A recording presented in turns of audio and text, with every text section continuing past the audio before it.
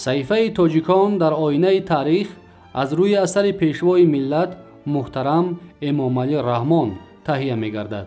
تاریخ را برای آن می آموزیم که از سرگذشت پر افتخار و عبرت آموز نیاگان آگاه شویم، سبق گیریم و این دانش ها را در ترتیب دادن نقشه معینی رشد امروز و فردای دولت و ملت کاربست نماییم.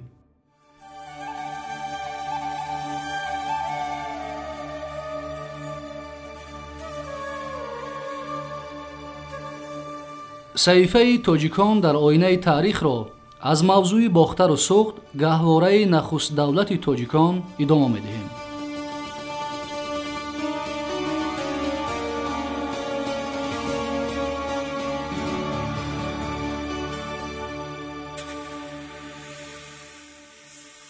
درباره 7 ماه پادشاهی گاومتا هم کتیبه بیستون و هم گیرادوت و کتیسی خبر می‌دهند.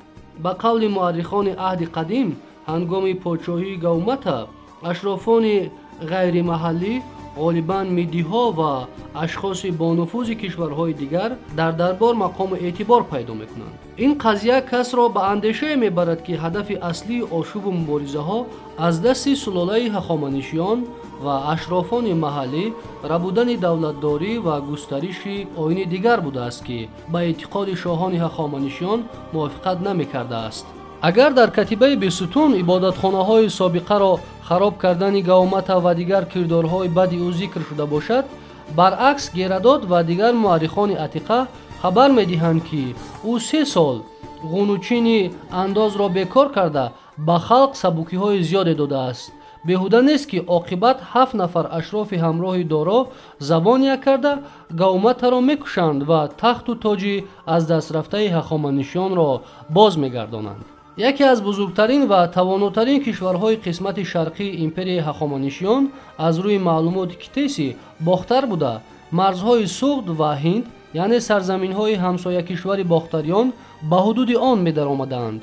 باختر هنگام جنگ و جدال‌های داخلی و تلاش‌های شدیدی به دست آوردن مسند شاهی بارها تکیه‌گاه این یا آن دعواگر تخت و تاج هخامنشیان گشته بود. مثلا هنگام حکمرانی خشیارشاه یک سال 486 تا میلاد از باختر برادر او آریامن و سال 479 تا میلاد برادر او مسیحیت سر برداشته بودند.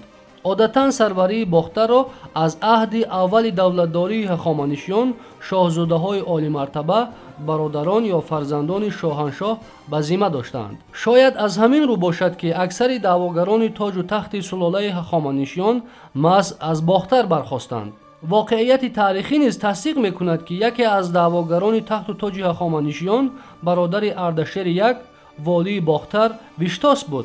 پس از قتل خشیارشاه با دستگیری ارتبان نام اشراف صاحب نفوذ پارتی به تخت پادشاهی هخامنشیان اردشیر یک شنانیده می شود.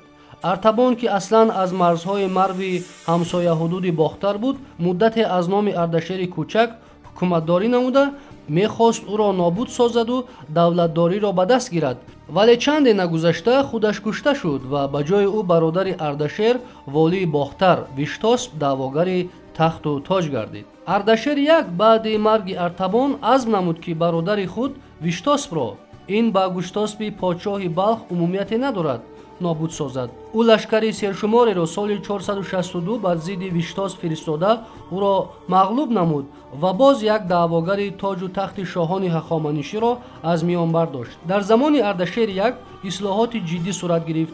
والیان گردنشخ باختر و مرزهای همحدود آن که حرکت‌های استقلال خواهی داشتند اکثر تعقیب و کشته شدند.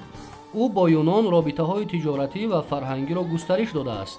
تاریخ نگار مشهور یونانی گیرادوت نیز در عهد او به سرزمین هخامنشیان آمده بعد جهانگردی و مشاهده‌های زیاد تاریخ خود را آفرید. دعواگر دیگری تاج و تخت شاهان هخامنشیان کوروش صغیر بود که مدت در آسیای خرد و سپس باختر والگی نموده بر ضد برادرش اردشیر دو سال 401 تا میلاد لشکر کشید، ولی این کوشش او بی‌برار آمد و در محاربه نزد کنکس ба шикаст дучор шуд. чунон ки дидем, воқеияти таърихӣ низ гуфтаҳои ктесиро дар бораи қудрату эътибори кишвари бохтар ва кӯшишҳои волиёни он барои ба даст овардани тоҷу тахти ҳахоманишиён то ҷое тасдиқ мекунад.